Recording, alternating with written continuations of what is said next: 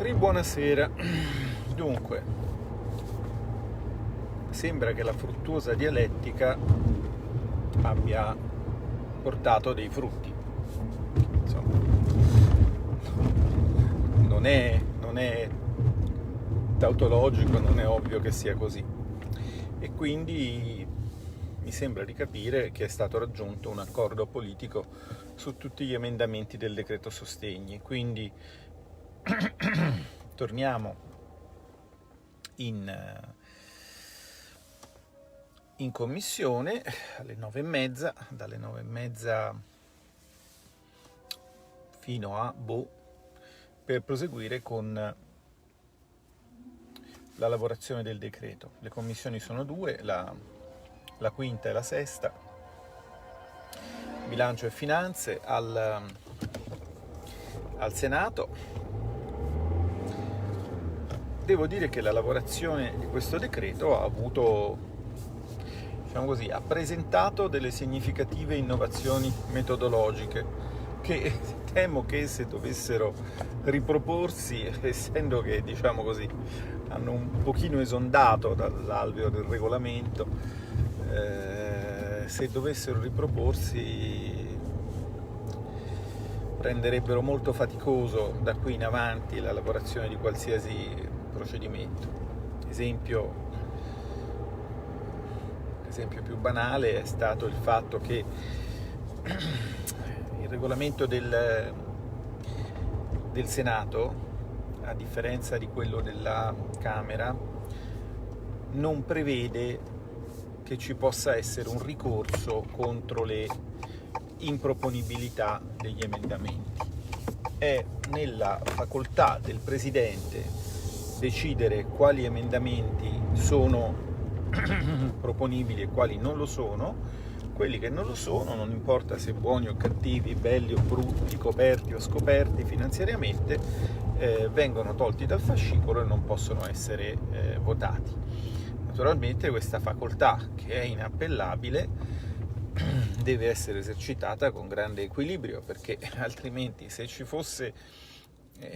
potesse essere il sia pur minimo sospetto che un presidente di commissione la utilizza per eliminare degli emendamenti che non gli sono simpatici, cioè per fare un uso politico dell'improponibilità e non un uso meramente tecnico, è chiaro che a questo punto ci sarebbero innanzitutto delle polemiche e poi ci sarebbe anche un dato sostanziale, cioè risolvere tutto col giudizio di una persona, un giudizio inappellabile di una persona, anziché con una votazione, significa, diciamo, tornare di qualche secolo indietro dalla democrazia parlamentare alle simpatiche autocrazie, non so, della Mesopotamia.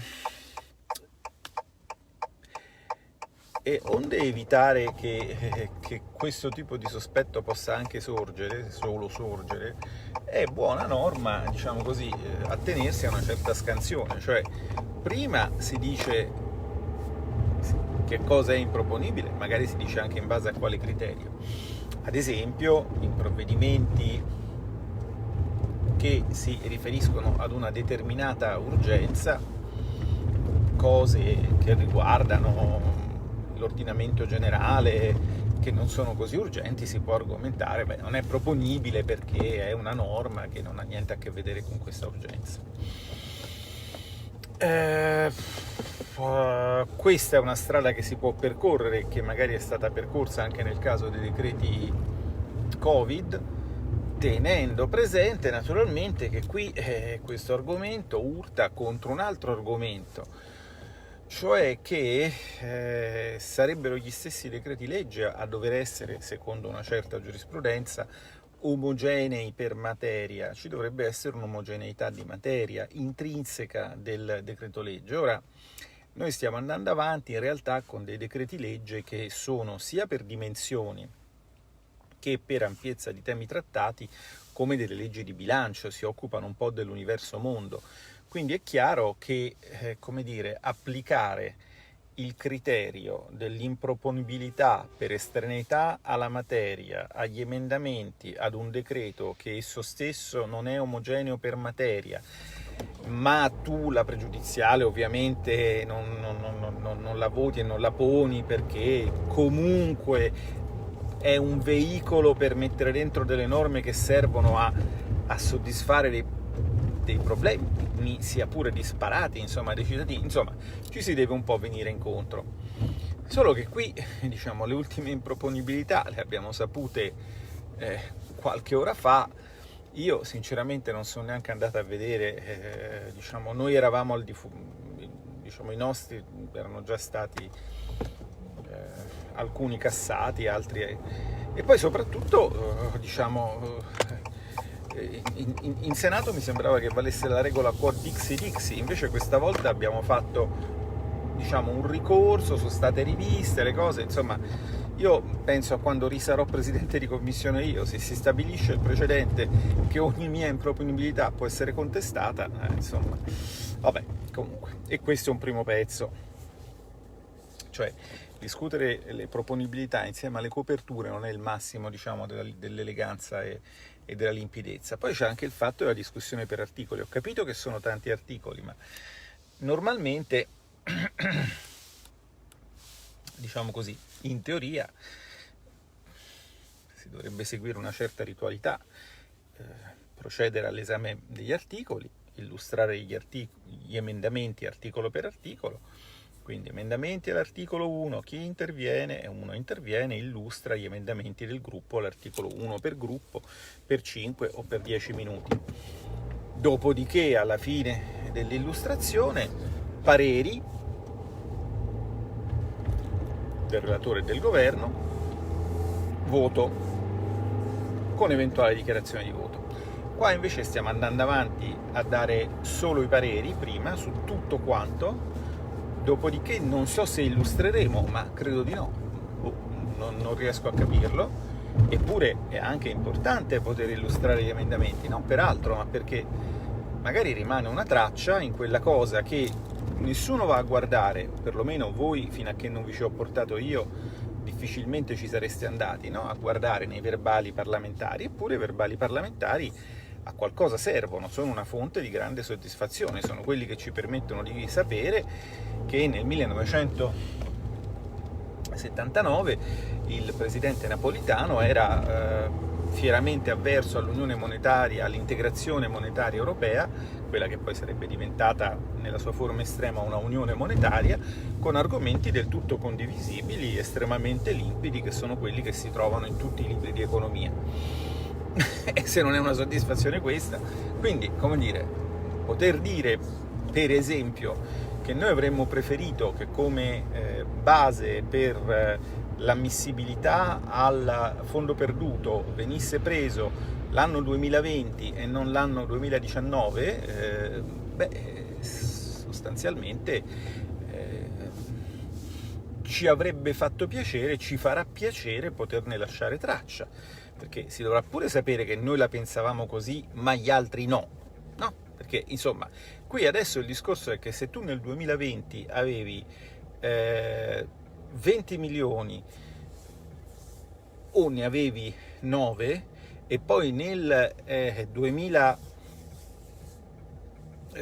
se nel 2019 avevi 20 milioni o ne avevi appunto 9 e poi nel 2020 scende a 8, quello che aveva 9 milioni e scende a 8 viene ristorato, quello che ne aveva 20 e scende a 8 non viene ristorato. E insomma, questa è una cosa un po' controintuitiva, perché quello che ha subito il danno maggiore non vede niente, perché? Semplicemente perché era più grosso.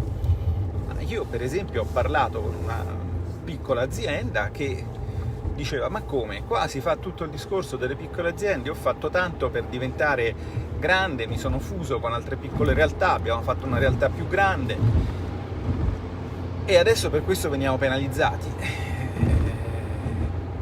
Questa storia vorrei poterla raccontare non solo su Facebook, ma anche metterla a verbale. Non so se questo sarà consentito, per non parlare poi delle dichiarazioni di voto, non lo so.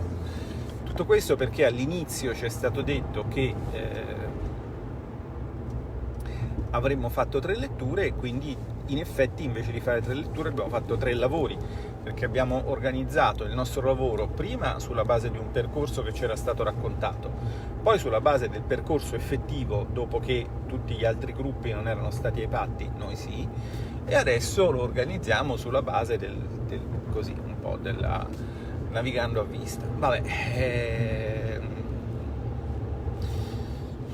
non lo so, secondo me, sapete che io non sono molto convinto che le cosiddette regole, cioè sostituire la politica con degli algoritmi, siano una norma o un criterio, diciamo, sempre di efficienza. I regolamenti però sì, cioè dare una forma, una struttura, una quadratura alla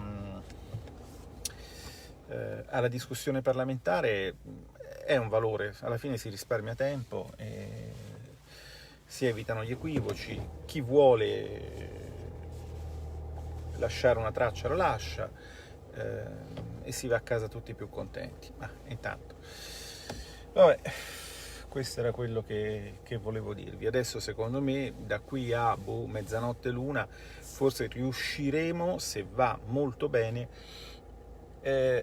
ad avere forse solo i pareri su tutti gli emendamenti che dobbiamo votare, che sono circa 700, poi dopo quelli che hanno parere contrario di maggioranza, dopo ovviamente ci sarà un invito al ritiro per non costringere, diciamo così, la maggioranza a votare contro se stessa, oppure la conversione in ordine del giorno, cioè in un impegno al governo a considerare in futuro l'eventualità di fare quello che l'emendamento chiedeva. Alla fine poi in aula quindi di emendamenti ne arriveranno molti di meno, anche perché verosimilmente si farà un'unica votazione con maxi emendamento, suppongo, cioè con un voto di fiducia in aula, quindi motivo di più per cercare di, diciamo, lavorare bene in commissione affinché tutto questo lavoro poi non vada perso e si ritrovi nel maxi emendamento. Vabbè. Quindi adesso